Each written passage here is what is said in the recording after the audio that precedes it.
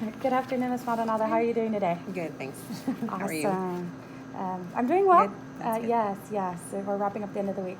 So I appreciate you allowing me to go into your classroom last week and be able to observe your reading lesson. And so I just wanted to know, how did you feel overall, how your lesson went? I think it went pretty well. The kids understood the concept, so it was a good practice for them to be able to work with their partners too. So I think they enjoyed that. I agree. Definitely allowing them time to learn from each other and practice with each other is important. So one thing that I wanted to highlight from your lesson was your use of level text to differentiate the skill that your overall skill that you were working on. It allowed students an opportunity to be able to be successful and read independently.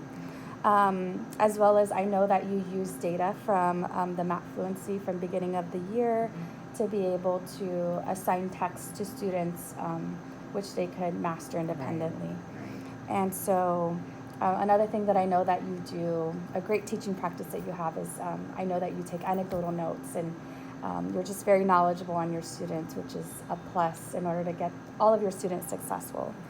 As well as a majority of your lesson, you had the students practicing the skill that you wanted them to master, which was great.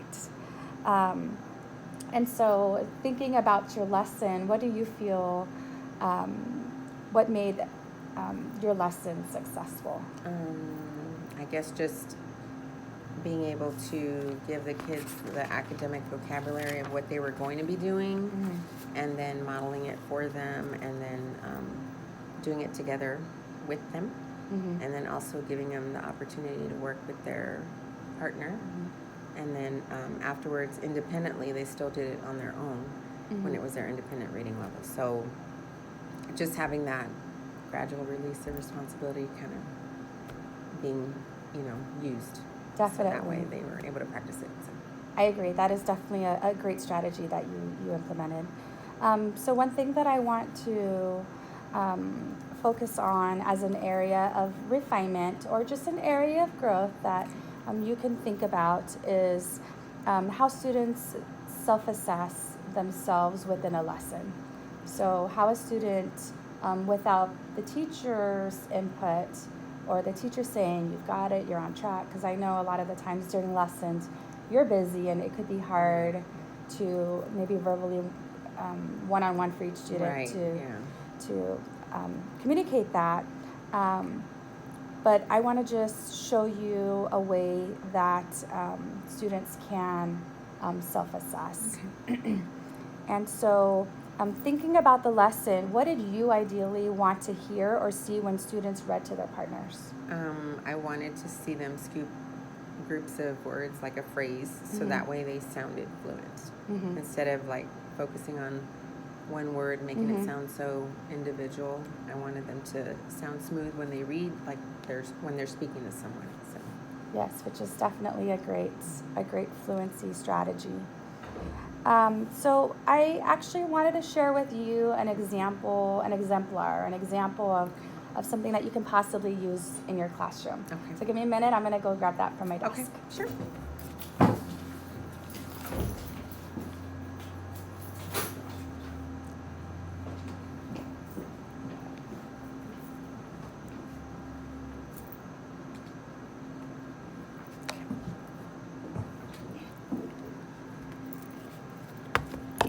And in researching best practices for fluency, I came across this instructional coach with amazing tips and resources. And so I'll definitely email this to you after our conference today. Okay. But of course, her focus for the ideas for self-assessment have to do with fluency, but actually unpacking the TEK and focusing on each section of fluency, which includes phrasing, rate, using that punctuation, which I know that during your lesson you pointed out to students and you modeled for them and had them model, and expression. And so for each of those parts, there's a rubric that students can use. And of course, this would be something, what's encouraged is that each of these rubrics are explicitly taught Okay. during one setting. Okay. So of course, introducing all of these at the same time for the students could be overwhelming. Right. So maybe introducing every day, taking a time to introduce the the rubric, which is from 1 to 4. You of course just explicitly explaining what a 1 would look like, a 2, a 3, a 4. And I know that I did see you have students give that thumbs up and thumbs down, which is also another form of assessing. Okay. And I was just thinking, how can we make it more Like where they're held accountable for doing it themselves. definitely, and be able to I like that. to provide the vocabulary for the students to be able to talk about, well, I think you're a 4, or Right. I think looking at the rubric, maybe you scored a 2, and them being able to justify Okay. based on them listening to each other. Okay. And so I'll definitely be emailing that to you. Great. I like that idea. Awesome. So moving on, what was the challenge in implementing independent reading during the lesson? A challenge. I guess just reminding them that when they went back to their own book bag, not to just read for enjoyment, but to really focus on the actual skill that was taught that day. Just making sure that they're using it, because I know some of them have a hard time. They're still sounding words out. And so just having them go back once they've sounded the word out, just having them go back and start, reread the sentence from the beginning. That way they're scooping it.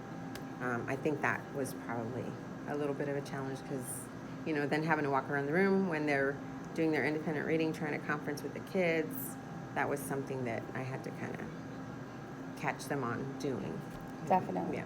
But I do have to say that you do a good job of making sure that you, something that I noticed is that you did visit each partner, which was great. So you did get to visit at least everyone and hear that interaction with their partner. So based on what we discussed today, what do you think your action steps should be? I think it would be a really good idea to implement that. I think the kids would enjoy kind of being able to critique each other and having something to go by, like a visual that they can keep in their book bag and use. So I wouldn't mind implementing that with them. Okay, I think they would love that sounds like a plan. And so your action step today is to think of ways in future lessons that you plan in reading, how you can implement rubrics to visually assist students. Right. Because what's nice about this rubric is there's sentences for your higher level readers, as well as pictures with models to go along with it, Yes. to be able to help students understand what to look for and Right. listen for. And so thinking about when you plan a reading lesson, where do you think would be a good place, possibly the lesson maybe that you're planning for tomorrow? Where do you think a good place would be to implement this in your lesson? Actually using a visual for assessment, is that what you mean? Or using a rubric for students to self-assess? I guess maybe opening up the lesson with reviewing what skills we've already taught and just letting them know that, and introducing the idea that they also need to kind of keep track of themselves, and just showing them the rubric maybe and starting that way, and then just letting them know that from now on this is going to be a tool that they use, and depending on what skill we're working on, the rubrics might look a little different, but it's something that I would want them to use consistently and go back to make sure that they're on track and using the skill that was taught. And you're right, this is definitely a tool. And if you feel like maybe this rubric doesn't fit the needs of your students, I'm definitely happy to explore other rubrics, Okay. or help meet Create with you one. to help create Okay. a rubric. Okay. All right, so just to think about when you're planning future lessons.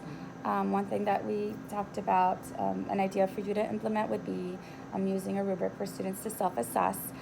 So when I review your future lesson plans, I'll go into Google Classroom to your lesson, and I'll look for the ways that you will assess your students with the rubric. And so definitely it could be, you know, part of your independent practice, or if you want to do like a quick check at the end. So I'll be looking for that. Okay. All Sounds right. great. Awesome. Well, I appreciate your time, and I hope you have a great day. Thank you very much. I Thank appreciate you. talking.